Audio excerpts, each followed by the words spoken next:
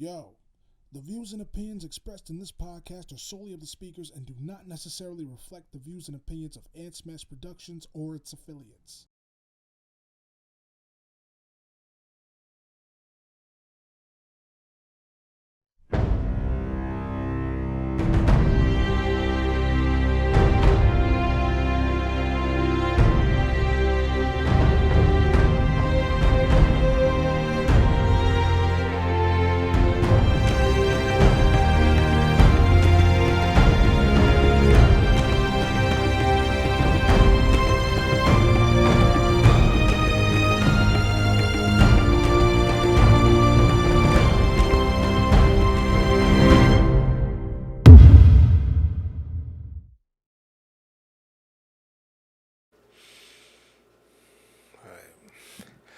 What's going on, y'all? It's your man Smash coming at you with another episode of the Smash Cast. All ears from my room, dog. Got the AC going, FYI. So if you hear that in the back, that's what that's what it is. It's hot, it's humid as fuck outside. But it's nice and cool in here. So I got my two of my girls in here, my dog Amy, and my other girl Anastasia. First time actually being on the podcast like that. Like that. Like you was on Smashcast Live, you was on the Father's Day one, I believe that was your first one. Yeah. And tell the people hello. Just say hi. Hi. Wanna say it again? Let me take the level on this. Hi. Oh yeah, alright. Alright.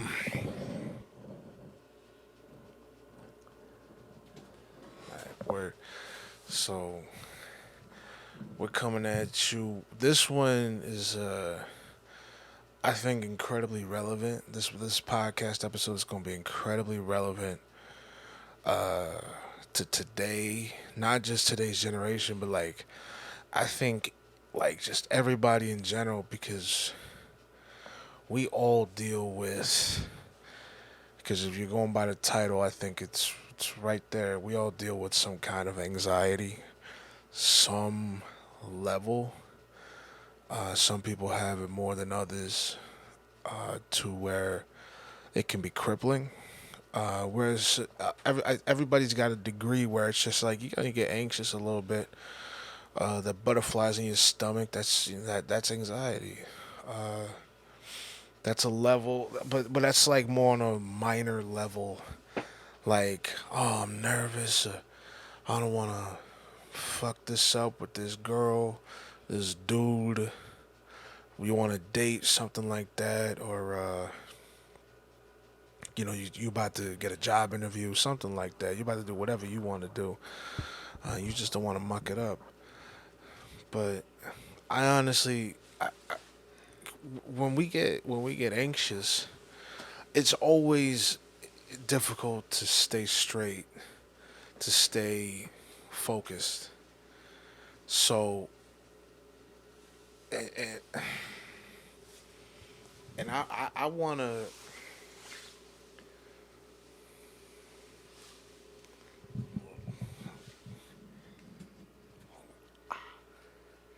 I let it out.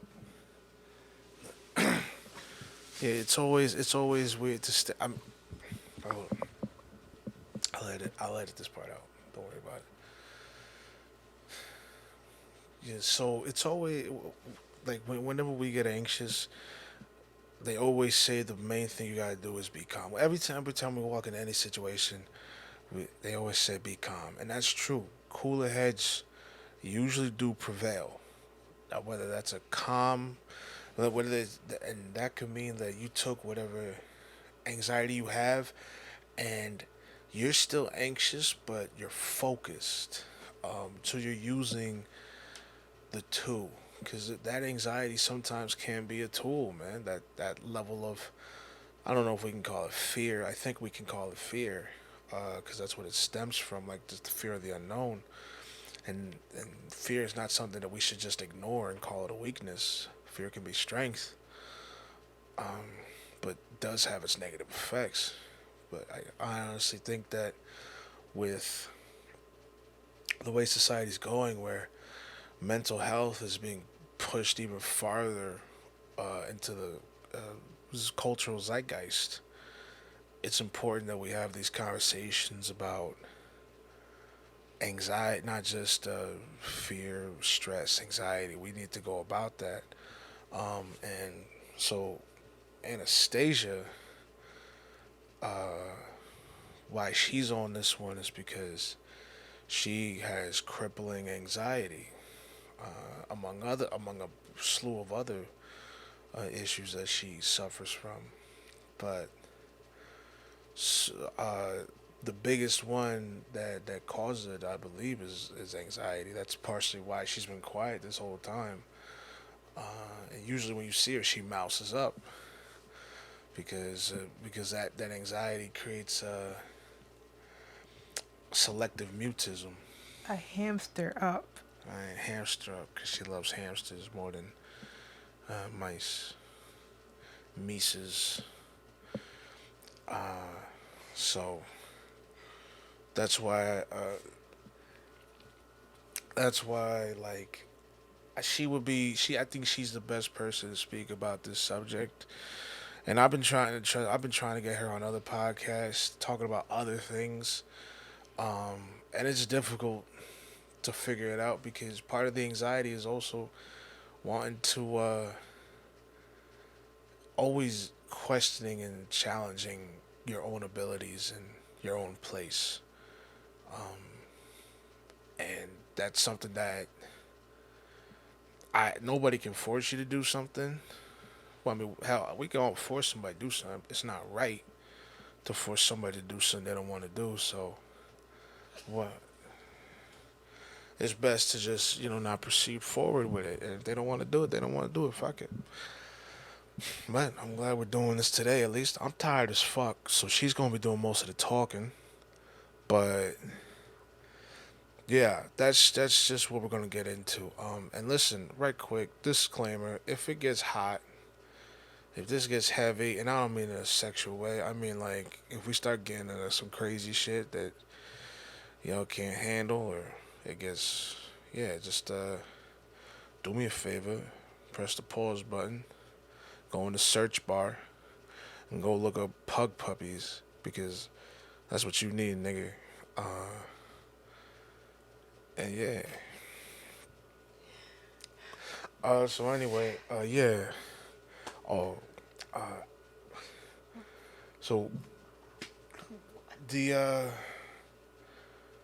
you over here laughing. What's good with the anxiety? What are you about to say? What am I about to say? I'm about to. I mean, I guess let's start like. Do you, I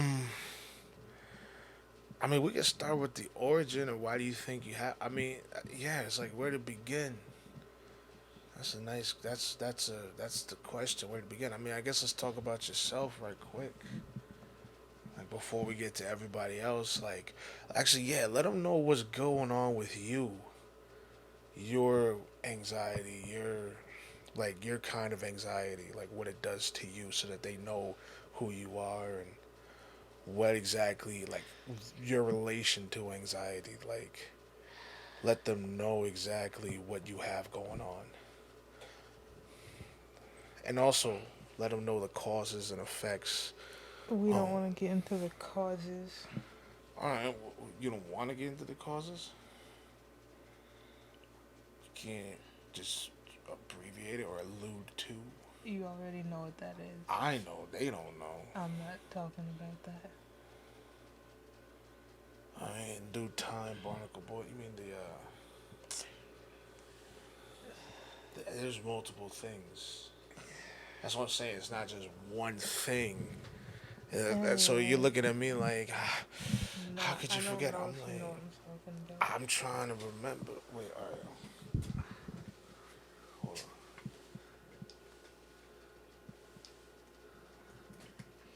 Okay, no. I'm just saying. All right.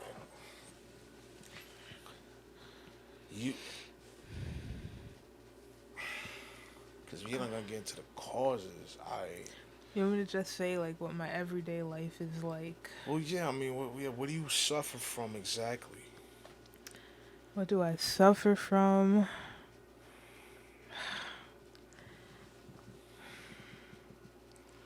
Okay. It's like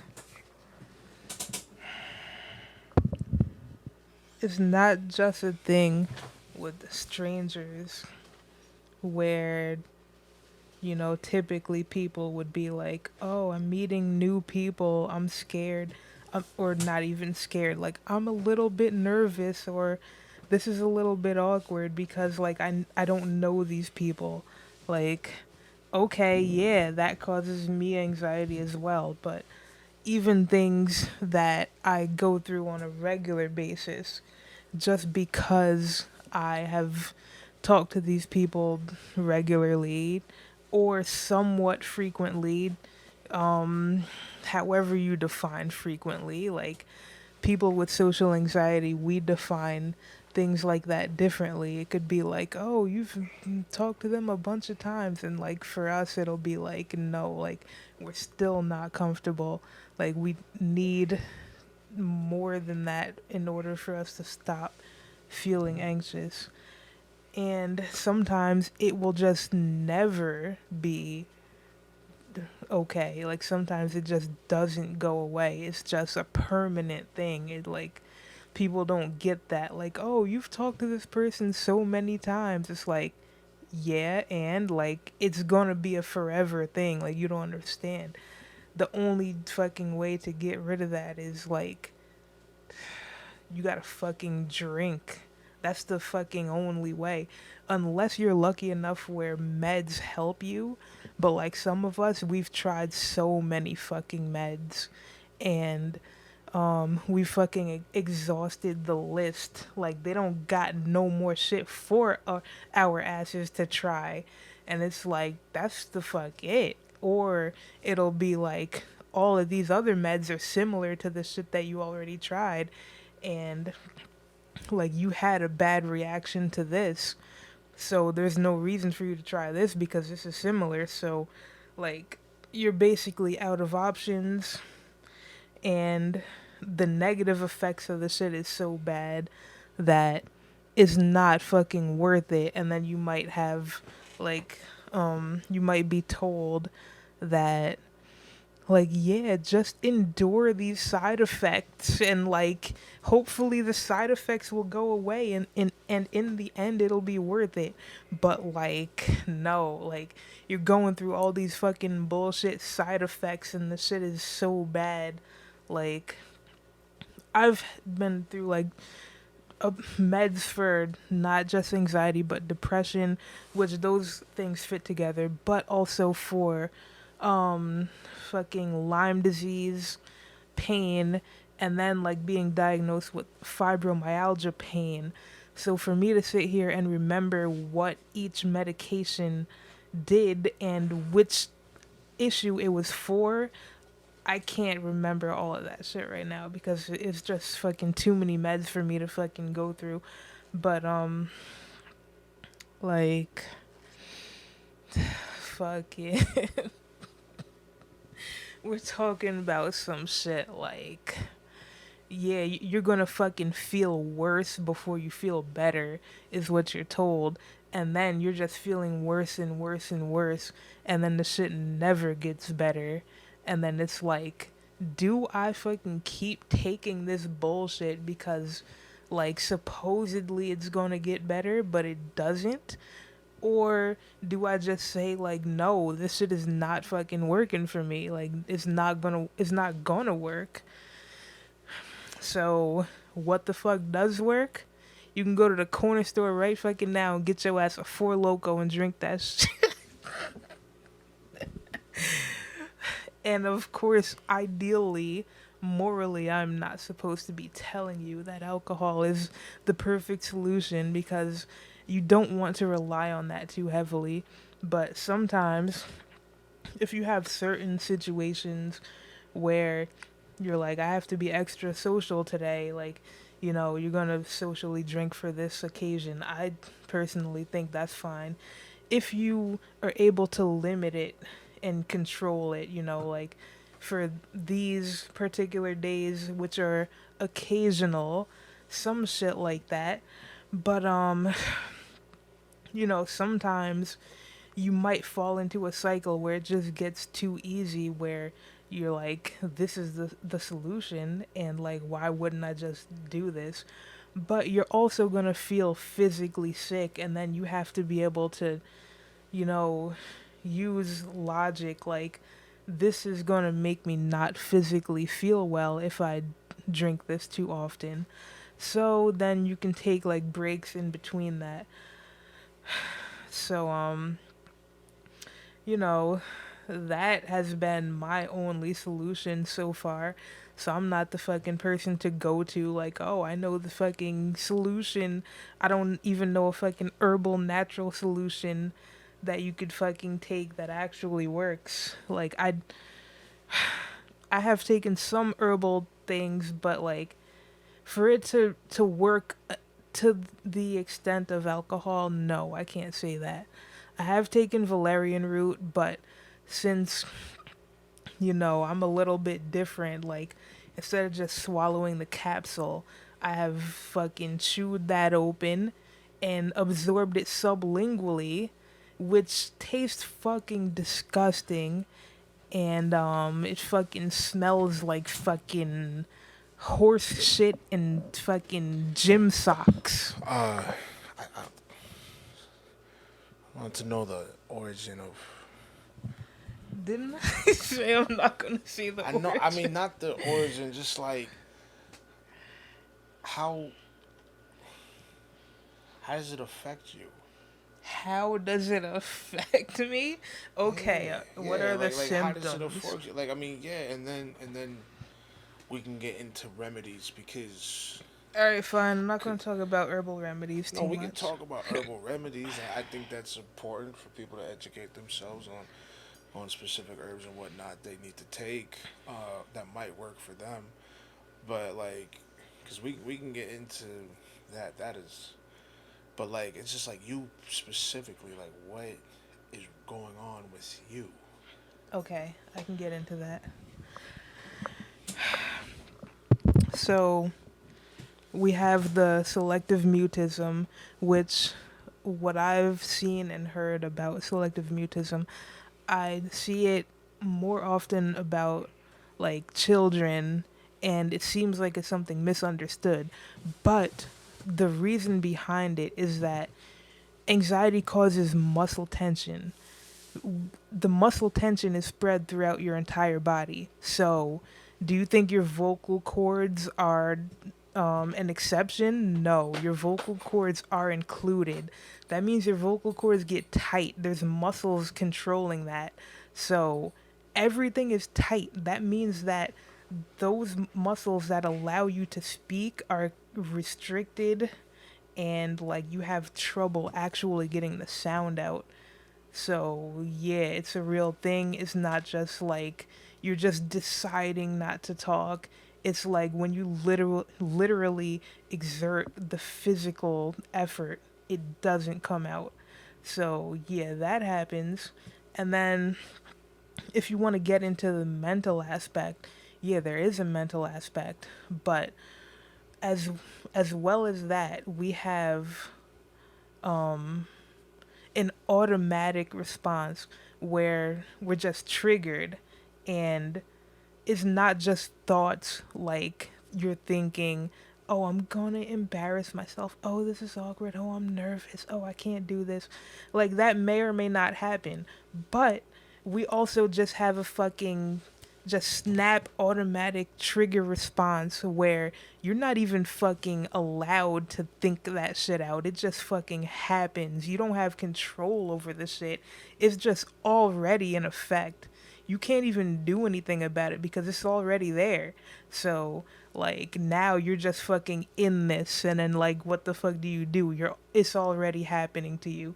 So, like, now you're just fucking SOL, and then you gotta fucking figure your fucking way out of this shit. Cause you didn't even think your way into it. So, like the muscle response is automatic. We have like a posture response. Since I have other muscle and joint issues, I'm already in pain like all day, every day. So with the added anxiety, like it's kind of an automatic thing where you want to shrink your posture to not take up too much space. I've had experiences where I didn't even want to fully breathe because I didn't want to have my lung expansion create too much movement or enlarge my posture, and I just wanted to take up as little space as possible and be not noticed, just as little noticed as possible. Like that's all you're really thinking. You just want to like not be there. Like you're kind of trying to not exist in whatever way you can so that people don't notice you, they don't say anything about it because like with the muscle tension thing, I've had facial muscle tension, and then the common thing you get is like, why aren't you smiling? It's like, what the fuck are you talking about? Why am I not smiling? Like I'm just gonna be fucking smiling all fucking day for no fucking reason? Like no, that's not gonna happen. If it's for like pictures, like, and people are like, why are you not smiling, that shit is still annoying. But in everyday life, it's just like, why are you not smiling? You should smile more. Like it's like, don't fucking tell me what to do with my face. Like you literally have like fucking constricted muscles and shit. Like this shit is actually painful. Like it legit hurts. And then I've had to massage my eyebrows before because that shit hurt. But with the social anxiety being that bad, it's embarrassing to have to massage my face in public because it's just like, why is she like massaging her eyebrows? That's what I'm thinking, like that I'm gonna look weird. But I'm also gonna look weird if I have like muscle tension in my face. And if a bunch of strangers are fucking actually coming up to me, coming out of their face and just saying, you should smile, why are you looking sad? It's like, do you know how fucking annoying that shit is? And it's like, do you know how much my face hurts and how much it's an automatic reaction to anxiety? But moving on, what else? Fucking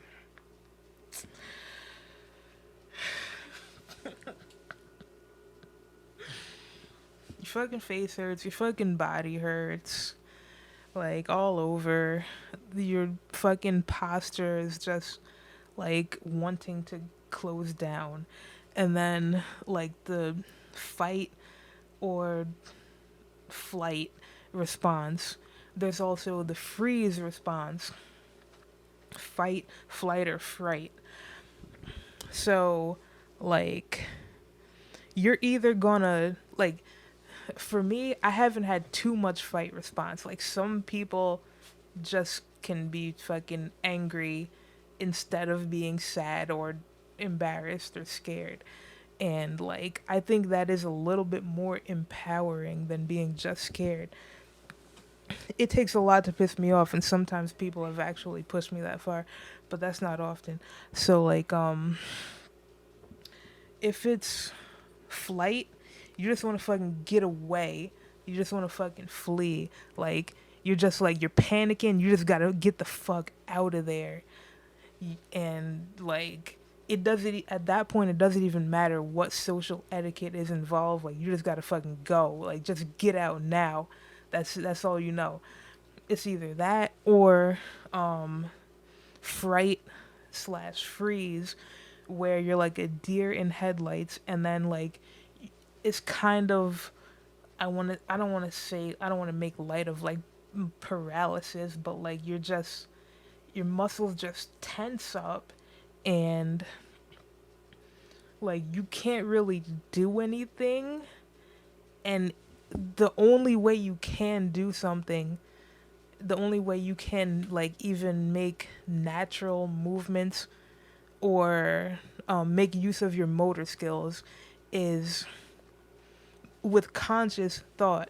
Now think of any fucking movements that you would do naturally that you wouldn't even have to think about.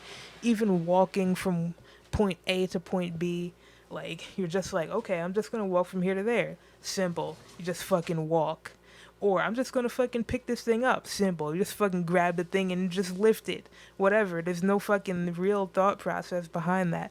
But when you have social anxiety that bad, it's like you're literally fucking telling yourself every increment of motion, like, okay, like I have to, like, right foot, left foot, because you're in some type of fucking fear response paralysis, and then you have to force yourself out of it consciously. So you're literally dictating to yourself, which is the most unnatural shit ever. And then it often comes out in some type of motion that seems like really fucking awkward.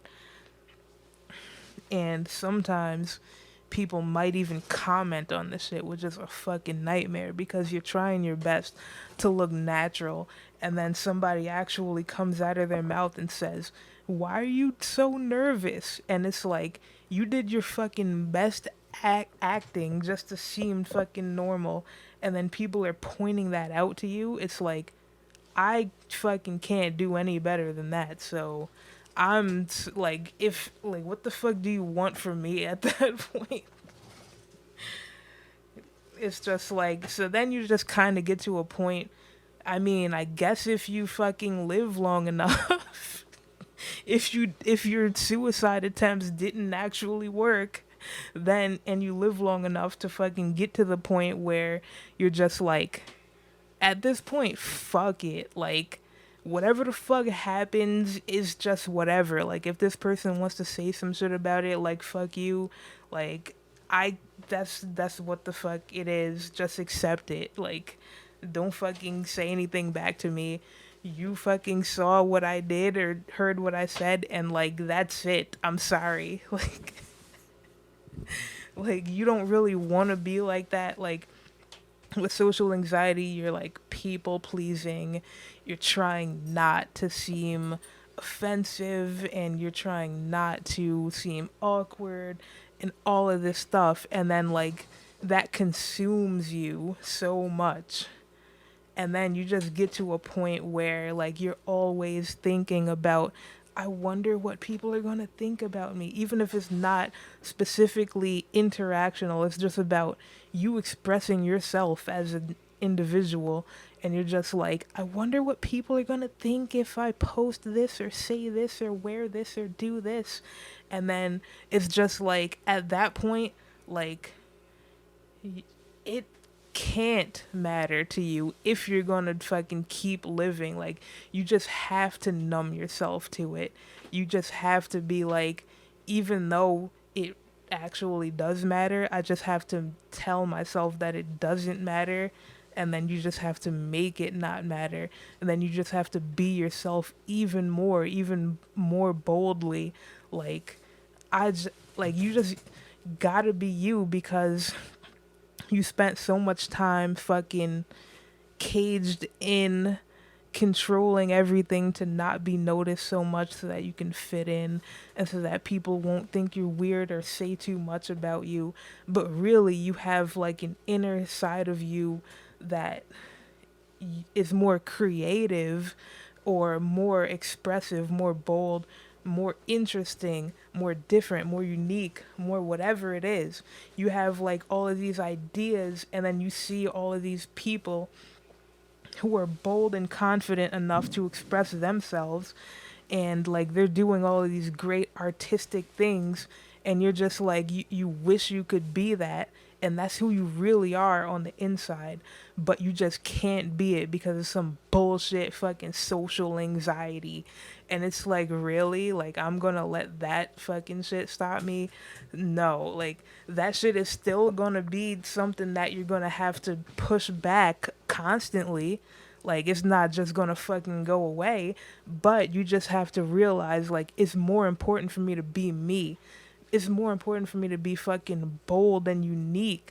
Like, even though it's scary because if you're more unique and bold about your appearance, how you dress, how you put accessories and outfits together, and or like your performance art, what you say, whatever, if you post something, whether it's poetry or art, whatever creative thing you're doing that's different, that challenges people to think like oh, they're not like everybody else, they have different thoughts, anything like that is gonna be scary, but you're gonna think about that every day, that this is who you really are, this is who you're really supposed to be, and you can't let nothing stop you. Like, people are gonna keep saying shit to you, like, why would you wear that if you're shy? Even that thing, like, you might even say that to yourself, like, I don't want the attention. Like, if I wear what I actually want to wear, like, people are gonna look at me like, oh, you're overdressed, or like, why are you wearing that, especially if you're so shy. But it's just like, you just fucking gotta be you, because that's the only way you're gonna be happy. Even if it's weird at first, you just gotta keep being you, and then like, people are gonna see you being different, being unique, being bold, and they're gonna be like, hey, like, I like that, I wish I could do that. You'll have people who you think are more normal than you, seeing you do stuff like go up on stage or whatever it is that you do, and then they'll be like, I can never do that. But like, they could do things like, have like a job and interact with people on like a more regular basis and things like that, and you'll say like, I could never do that. But for some reason, the more dramatic aspect of it is a little bit easier, because it's probably more easier because, why did I say more easier? It's probably easier because it's more rooted in your passion. Like, if you're doing some quote normal shit that other people do in normal lives because you're kind of supposed to do that stuff, it's like, if that's not really your passion, you're not going to have enough motivation behind it. But if it's really about like, you've contained yourself for so long, and then now you're finally able to be yourself, even if it took 32 fucking years, like, you're finally able to do this, like, you're gonna fucking do it all, you're gonna do every fucking thing you can. Like, it's like, I could have been doing this shit when I was a fucking teenager, and then I could have been enjoying that then and in my 20s, but like, it took me this fucking long just to realize that I could keep pushing myself no matter how hard it is. I can keep pushing myself, and then I can finally be myself. And then you also have like, when you're really shy, people like to tell you, oh, just be yourself. And then, like, when you actually do be yourself, then, like, now you're weird, right? So, like, at that point, it's just like, what the fuck are you, like, I don't even know what that fucking means anymore. Just fuck all that. Just do what the fuck you want.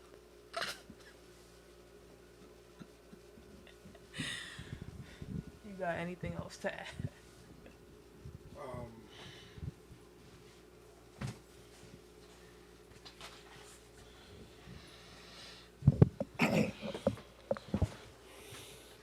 Hey, hold this right quick. I need water.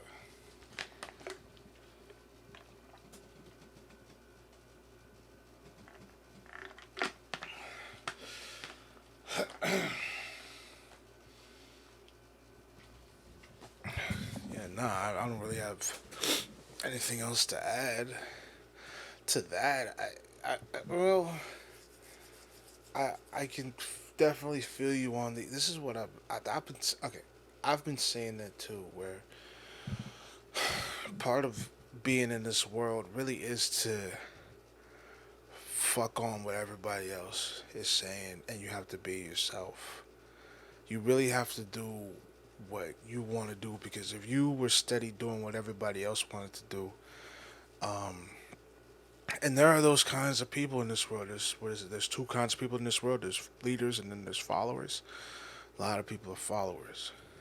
A lot of people, but everybody's a follower in their own way. So for them to just, for people to see, this is the first time I'm really delving deep into this, other than just being up surface, to just keeping it up surface. Um, a lot following something, you can be a follower and a leader in the sense of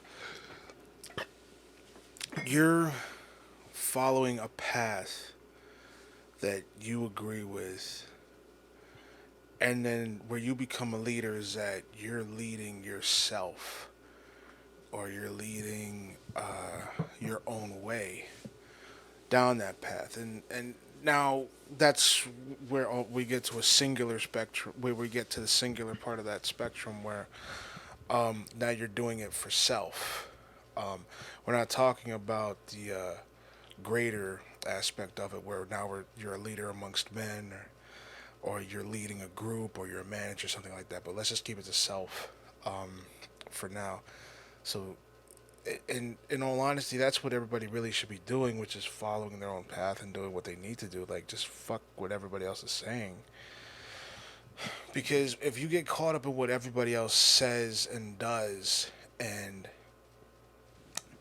you don't you don't do what you want to do, like if you're listening to what everybody else is saying and you don't agree with it, it doesn't sit well with you, but you're doing it anyway. Well, you need to look at why you're doing it. There's no other reason for you to do it. Like, there's no ounce of you that really wants to do it. Then what kind of hell are you willfully living in?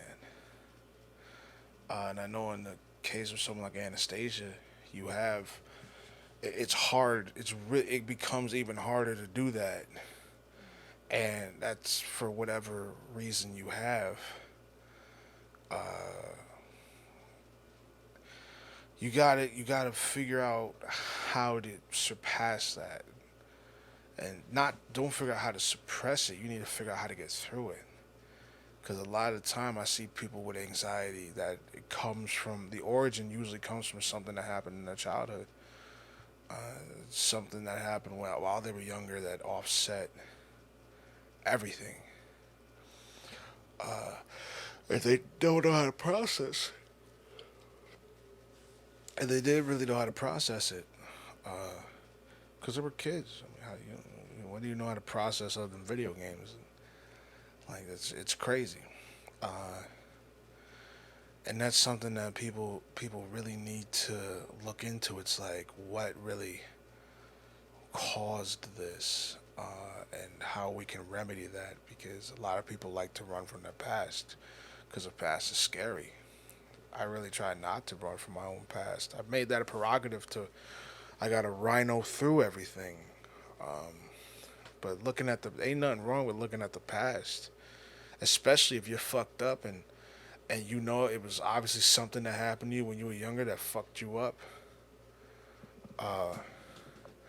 You need to look back at that and figure out what happened, where did this happen, when did this happen, why did it happen, if there's something we could do to change the behavior it's caused, if we can find the root of the behavior and then change and then work on it from there, like just to find a catharsis, closure, peace, come to peace with what happened. That's definitely a step in the right direction, and you may, and man, listen, that's a fact. You may get all that and things won't change, but then you got a legit issue, dog. Like, it's not just a mental thing anymore. Now you're really fucked. What can you do to remedy that? I don't know. In all honesty, my best medicine is to usually stop running. You have to sit there. You have to go through that, and that's what I tried to do. And that's what I was trying to do with a lot of people, which is tell during when we were all fucked up during COVID. Like all I heard was bitching, bitching, just crying. Everybody stuck with their demons. You stuck with this, you stuck with that. And I'm not saying bitching to minimize what anybody's going through. I'm saying bitching because now you finally see the bitch in the mirror. Now you laugh at that shit. It's facts. You see the bitch in the mirror, and that bitch is you. You've been Michael Jackson. he. You see that nigga? You see yourself in yeah. You see yourself in the fucking mirror, and you've been running from these issues for so goddamn long, but now you have to face them because you don't have a choice. You're locked in the room forever. What is it? Divorce rates went up, birth rates went up because people didn't fuck with the person that they were fucking with. The birth rates went up because everybody was fucking, but the divorce rates went up because everybody wasn't. They weren't fucking. They realized that the person that they chose ain't it. A lot of people my age are getting married. Why? What the fuck do we know about marriage? We barely know about wiping our own ass. What do we know about marriage?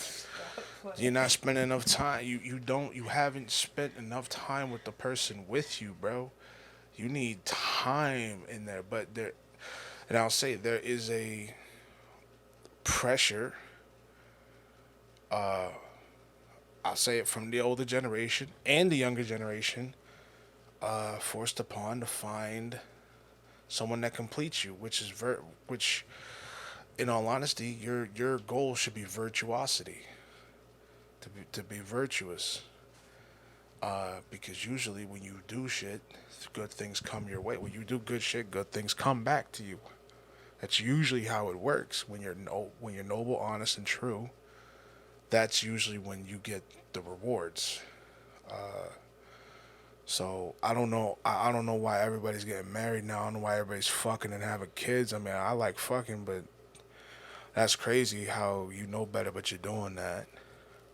And I'm only saying that. I'm only saying it like that because it's like, yeah, no, fuck that shit. But in regards to, I don't. You're the first person I've ever seen this level of anxiety with. I've talked to people with similar issues. I've talked to people with high anxiety before. My boys have a level of anxiety, as you know, just from being around them. I work with a guy who has high anxiety. I just seen it from his mannerisms. He's got high anxiety. Uh, but because he always has an earbud in his ear, always has an earbud in his ear. He doesn't look you in the eye when he talks to you. He rarely looks you in the eye when he talks to you. He gets the job done. I'm not disrespecting him. It's like, yo, I know this motherfucker is anxious, highly anxious, but he does his job as he's supposed to. He blasts through it. He does what he got. He does what he has to do because he knows it got to be done. So we gotta respect that. Uh,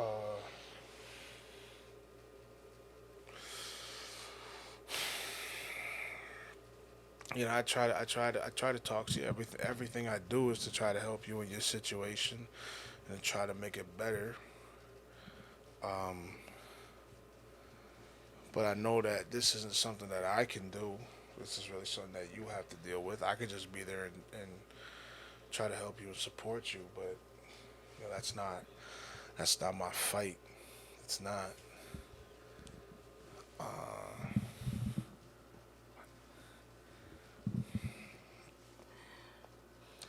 yeah, it's not my fight.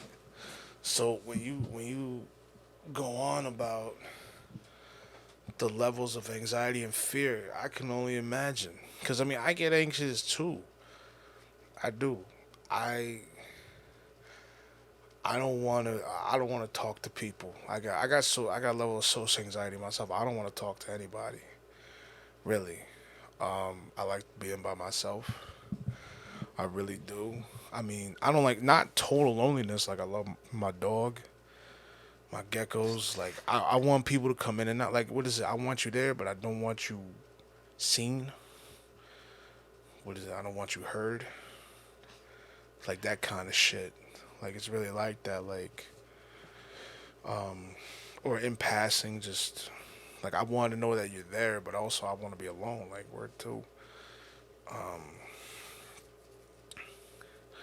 And as for groups, I don't like going to groups of people. You know, you get that liquor in you. You want to go jumping up and down, literally jumping up and down, and I'm in there like I don't want to fucking be here. Like, Wait, what are you talking about? You the one who be liking talking all to all types of people, having all types of long conversations and shit like that. well, I like doing it with a purpose. I don't go to parties just to go to parties. Parties are for dancing. I I don't. like dancing. I feel you. You can like dancing. I don't go to dance. I go for business. I go to schmooze. Well, not schmooze. That would mean I'm dick sucking. I go there for business. I don't go to party. I go to mingle, get to know people, talk with them. Maybe they're cool, this and that. We go to Mahoney's. Like I go back to the Halloween party. And it wasn't even the Halloween party. It was the week before Halloween, that first party. That party was lit. I had a blast. I did. Damn, they got a heart attack. I think that was the night I almost had a heart attack. I was dancing so hard. Was that one of the nights? I think it might have been. But it was a night where we went dancing, and I literally almost had a heart attack. I was like, you had to sit down, and I was like, yo, if I sit down, I'm gonna have a heart attack. I gotta burn this off.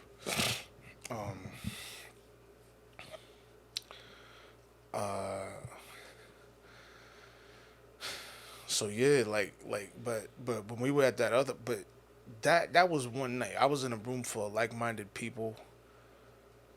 It was a costume party. It was lit. It really was fire. The party after that, where everybody was in there crowded like sardines. I fucked that. Fuck that party. That party was whack. So many bodies in there. And the other ones where I was mainly there just for you. The fucking time I slid under that chick's dress. Yeah. Train. Yep. Yep. All kinds of lesbian shit was That happening. shit was stupid. Those Why white gotta girls- make it lesbian. Those white girls were bisexuals, because dudes ain't gonna do that shit unless the women are doing it. What are you talking about? That's Hold a fat. woman's dress up because it was long and hanging all over the floor? Nah, they wasn't just doing that. I don't know what That dress, that when they do that sliding thing, that's usually something that females be doing, bro. What are you talking about? I don't know. Yeah. You I know. slid under that I know. fucking dress like a fucking somebody sliding to a base in baseball. Yeah. It's female shit. I remember seeing that, yeah.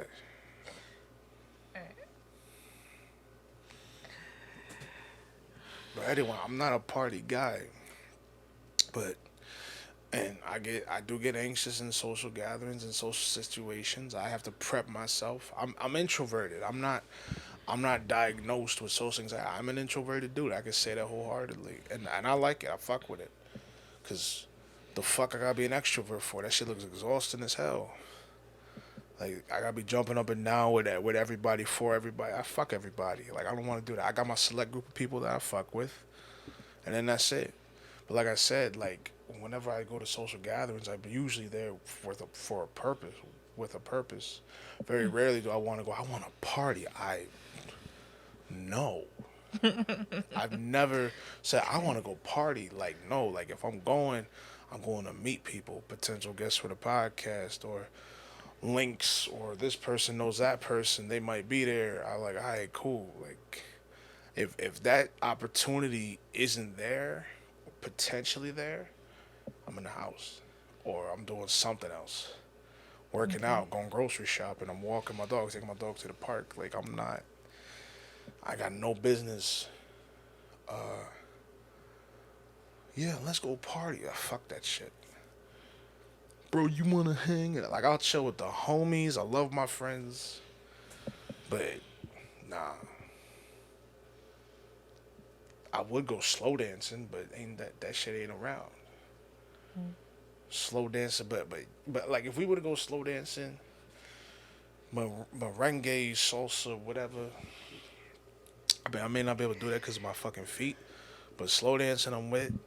But you asked me, let's go to my honeys and let's go jump up and down. Nah, What the fuck you talking about? Jump up and down. I be fucking getting the fuck down. I know how to dance. you I wanna? don't be Oh, let's just go fucking boogie down jumping. and let's go boogie down and fucking shake up the spot. Like, nah,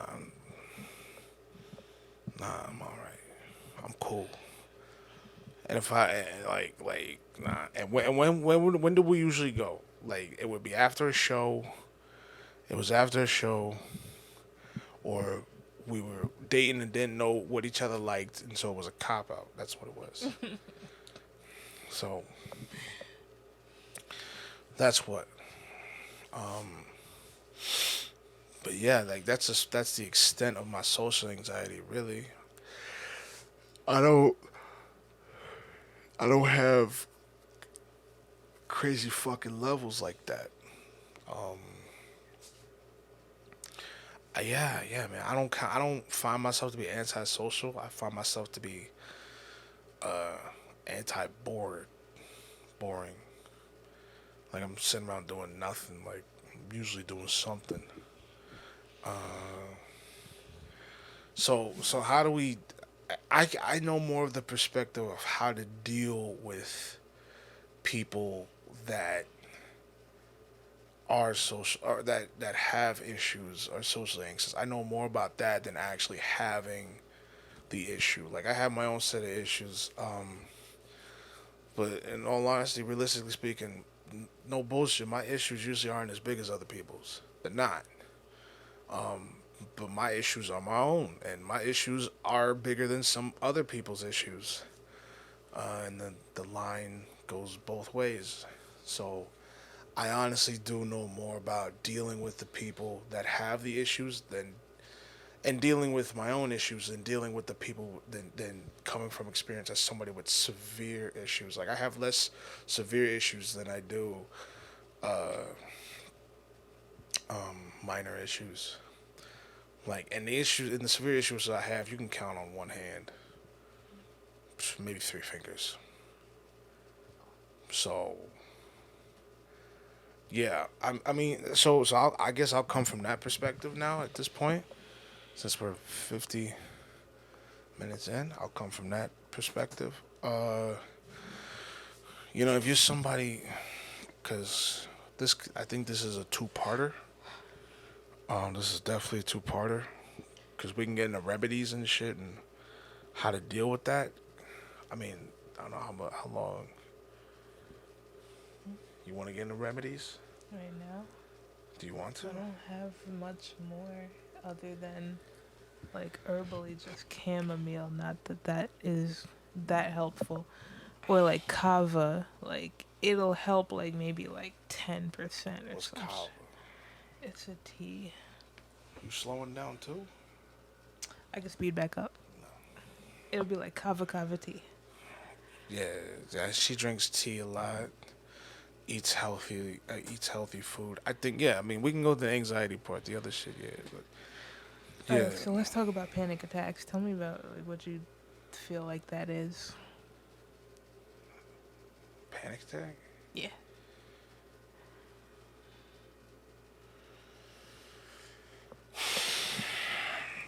Um, I think it's important. Passing my phone.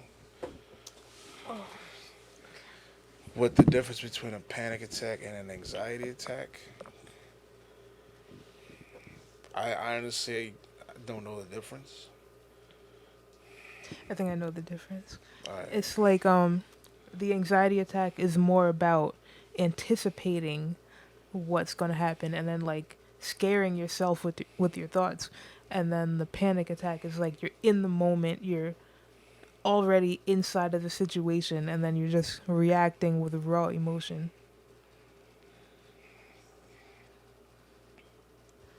Say that again. Anxiety attack is you're scaring yourself with your own thoughts by anticipating that something is going to be bad. And panic attack is you are in the situation and reacting with raw emotion. It's like a courage versus bravery kind of thing.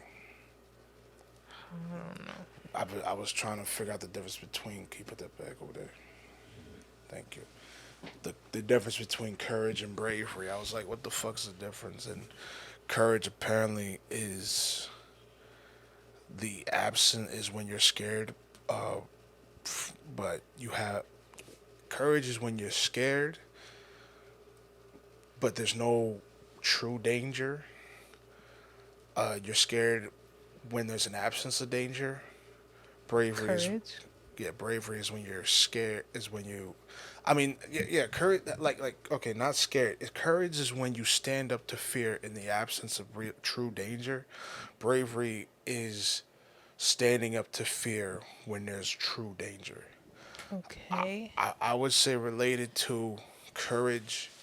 When people say that, what is it, rape survivors are courageous, I guess the courageous from the ability of not suicide.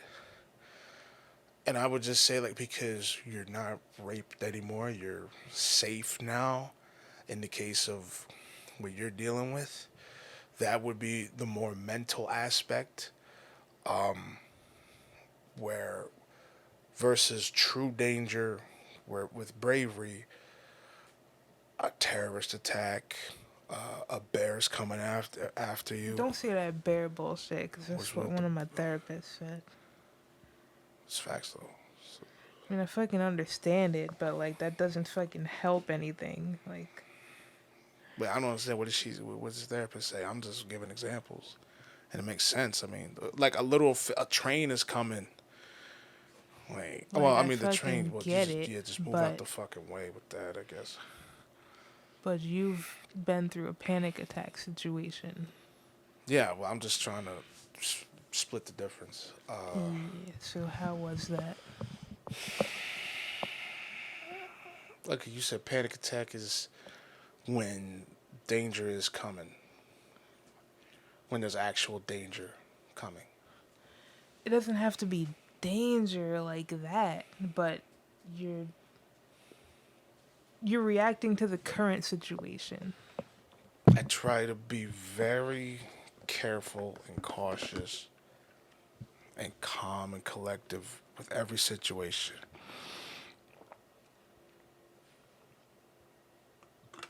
That doesn't mean I am all the time.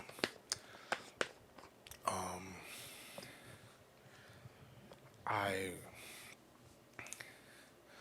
it's scary. It's scary because I would say a panic attack only happens when you're not in control. Not even of the situation, just of yourself. Okay. Because when you're in control of yourself, you generally can be in control of the situation. I just want you to say what it feels like, just from the perspective Oh, of someone who doesn't regularly deal with severe social anxiety. it's scary. It's your heart's palpitating. You're not thinking straight. You're easily susceptible to aggression. Damn. Go Yeah, on. yeah. No, it's all fear. It's all fear based. You, eh, you're not able to how you are when you're calm and cool. Hold on. What the hell is going- Okay. How you are. You're not able to be calm and cool. It's when you're faced with aggression and you're not in a place of strength. Yeah, yeah, it's that's really how it is. Your heart is beating. Your breath is, your lungs are pumping. You want it to be over quick, by any means necessary.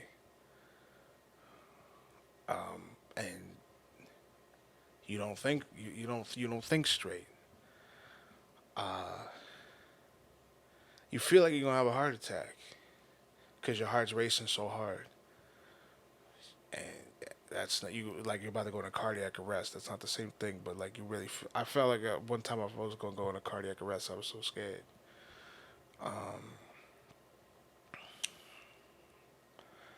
And that's really how it feels. Like not a tightness in my chest. Like I never felt like I was gonna pass out. Not okay. I should say I didn't feel like I was gonna knock out. I felt like I was gonna lie there in a paralysis. And when I was done, when the panic attack was over, I was exhausted. I was wiped. Slept for 2 hours. What about coping with it? Coping with stress, anxiety, and fear. The panic attack. Yeah. Well, I don't get panic attacks like that. That's not the point. I'm Right. talking about when you did have it. Yeah. No. I just wanted you to explain that particular situation, Yeah. Well, regardless of how seldom it happened. no. I know. But what I'm saying is, I don't get them like that. So, it was relative. No, it was new. Not relatively. No, it was new to me, and so I didn't know how to deal with it, and I had to learn how to deal with it, and dealing with an extreme level of fear, real fear. So how I had to deal with it at first, in all honesty, I went to sleep.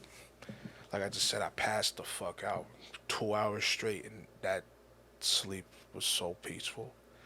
It's probably the most peaceful sleep I've ever had since I was an infant. I didn't want to wake up.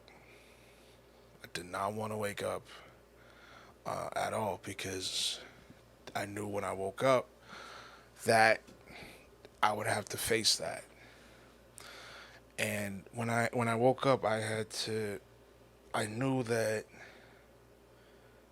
first thing I had to do was step back, step away from everything. Contact with people. I only keep in contact with the people closest to me, and just like the people I knew that kept me at ease, kept me at pause, just cleared my head, and we I had to figure out what to do in that situation, and talking to those closest to me helped. Expressing helped.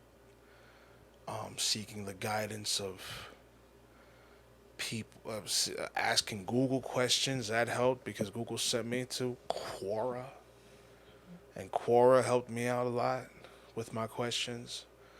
And because from the answers that the people gave on Quora, that like because Quora like is anybody not anybody can answer it, and usually it's generally people who have been through similar experiences you have been through. For me, it definitely helped out. Seek advice from professionals. I'm not seeing a therapist or anybody, a shrink right now. I don't think I need it. I think that what I'm doing, that's just me. I've toyed with the idea for a minute, on and off, thinking that I need to go back to therapy. I already had it, but I think maybe if I need to go back or something like that. So, and figuring out like how do I handle the situation, because you know what's crazy, you know what's really fucking crazy is that when I had my panic attack, the one person I wanted there wasn't there. The one person I wanted there the most wasn't there, and that was my father. He was not there, and I was like, I literally just wanted him. I didn't want nobody else. I didn't want you. I didn't want my mother. I didn't want nobody else. Isaac. I didn't want nobody else. I just wanted him there to help hold me and help me, and he wasn't there, and that fucked me up harder than anything. As a matter of fact, that probably fucked me up harder than the panic attack and why I got the panic attack. That it was crazy, and that's partially why that goes back to running from stop running from your issues, because I know a lot of issues that I have stem from the relationship I have with my father. That's another podcast for another day. But like that panic attack really set a lot of things straight for me, and it wasn't a good moment. But just like when you get lemons, you gotta make lemonade somehow, some way. And I'm not gonna say fuck that it was a good thing. Oh, it wasn't a good thing. It's not a good thing. I had to turn it into a good thing, and that that is what I have to do. Or I could sit there and turn into a giant wad of bubble gum, like Patrick sitting on a bench. You talk. SpongeBob looking at me dead in the face. A giant wad of bubble gum. Yeah, I could just sit there on the couch and waste away in terror, or I stand up. What the fuck is wrong with you?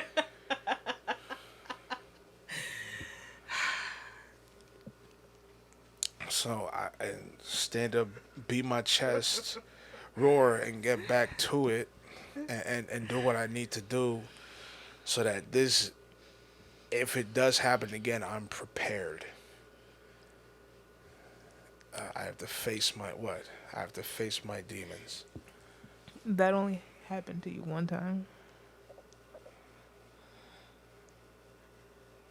That current memory, within current memory, yeah, it was the other time.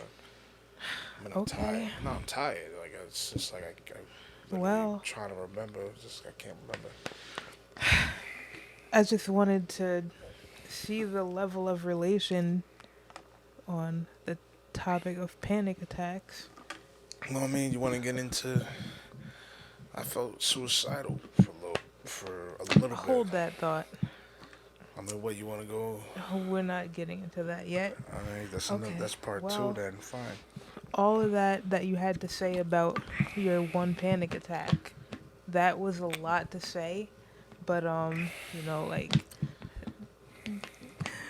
having severe social anxiety since childhood, it's like you get used to that level of panic attacks. Like you have so many panic attacks that it doesn't even register in your brain as a panic attack anymore. It just becomes normal. Like it's just like this is what you keep experiencing. It has to become normal to you. Like it doesn't mean that you stop panicking. You just get better at dealing with it because it keeps happening. So you just have to figure out a way to be like, okay, like I'm gonna panic, but like how do I deal with this? That's what it is. That's what happens. Well, yeah, I never. It's in my head every day. It's not one moment where I don't think about what happened. uh, and I have to live with that preparation. Uh, and that anxiety is just what fuels the moment. Cause there are days where I'm ready for war, and then there's another day where I feel like cowering in fear. No bullshit. So I'm ready to die. Like some moment, like I don't mean like I'm going to the bridge, like ready to die. Like let's fucking do this thing, type shit. Like I'm 300 Sparta. I'm Leonidas. Like let's do this thing. Other days I'm slinking back in the corner.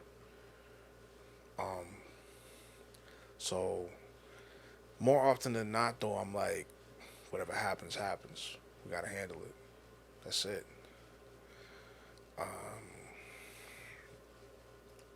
So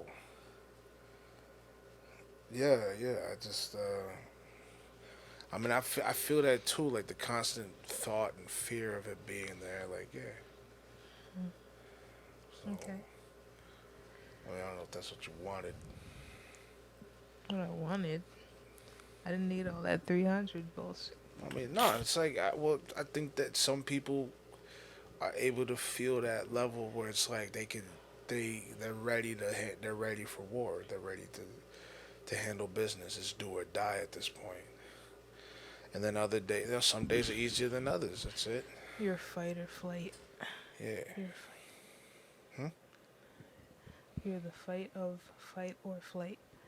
I've only been fight when some bitch pissed me off. Like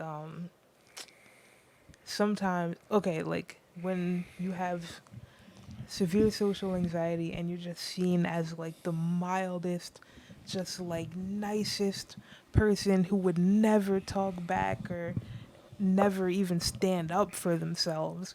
People see you as a pushover and they're like, I could say anything to this person. I could do anything and they're not going to do or say nothing. So like when you feel like you're getting taken advantage of like that, then sometimes that just sets your ass off and you just be like, oh, hell no. And then you just gotta fucking tell a motherfucker what the fuck it is. Cause it's like, you not gonna be taking me for no goddamn pushover. Like, you ain't gonna be disrespecting me up in this bitch. Sometimes you just gotta fucking let them know. That's where the fucking fight come in the fight or flight. But it really take a motherfucker to push my ass to get to that.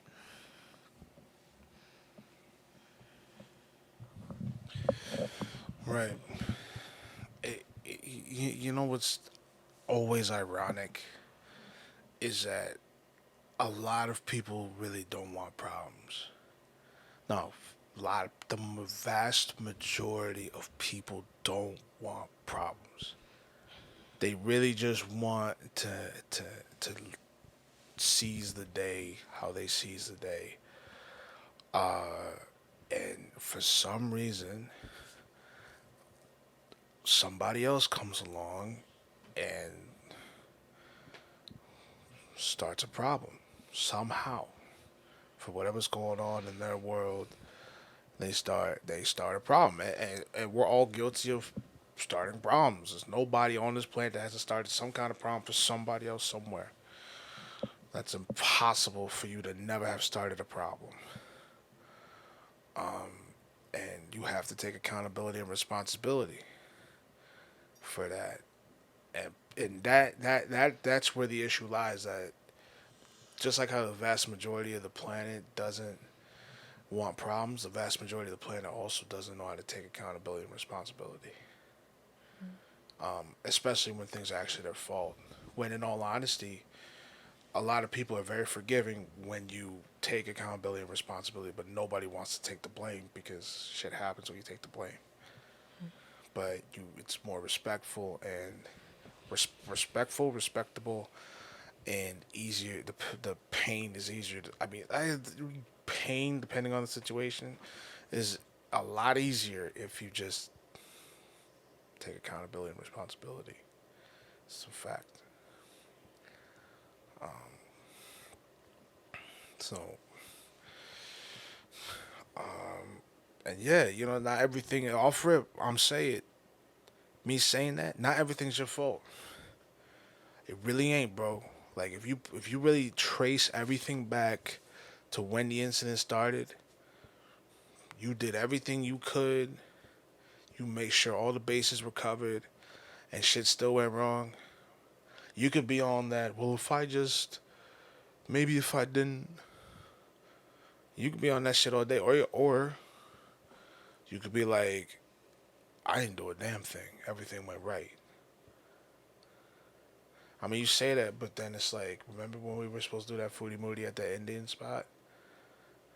Did you? Okay. Go told you, but yeah, he said he told us basically go fuck ourselves because he made like it was our fault. And when I told him, I tried to call him and told him to call me back. Had I not called him, I could be like, all right, I didn't call him. That's my fault.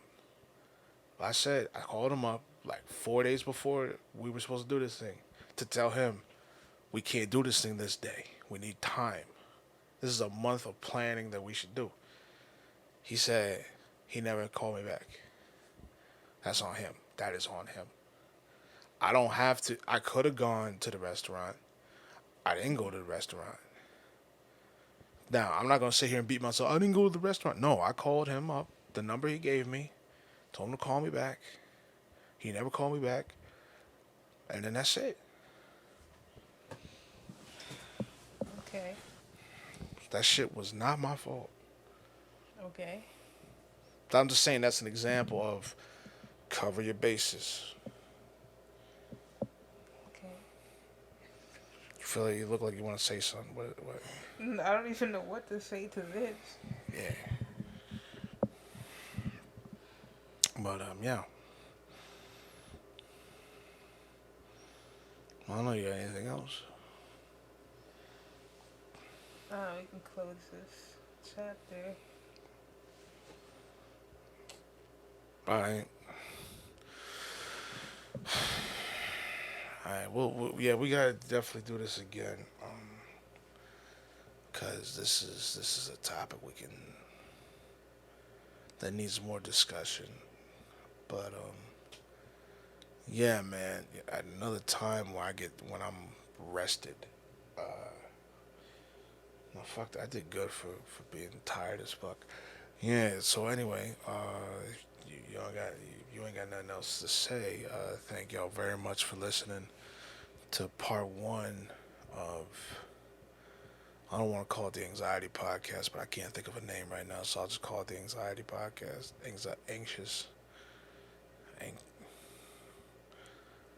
Anxious, yeah. To the anxious episode of the Smashcast, all it is. I appreciate it. Anastasia appreciates it. And yeah, if you're fucked up, like, just heed the advice, man. Just trace it back. Stop running. I know it hurts. Stop running. Don't just drink, flood your liver. Like, you gotta smoke a little weed, put on some ASMR, whatever ASMR. Just try your best, man, to handle it. And you will. So anyway, yeah, thank y'all very much for listening. Like, subscribe, share, watch the other stuff on YouTube, and Smash, IG CashSmash.allears, Facebook and Smash. And yeah, that's really it. Thank y'all very much for watching. Take care. Stay safe. Smash out.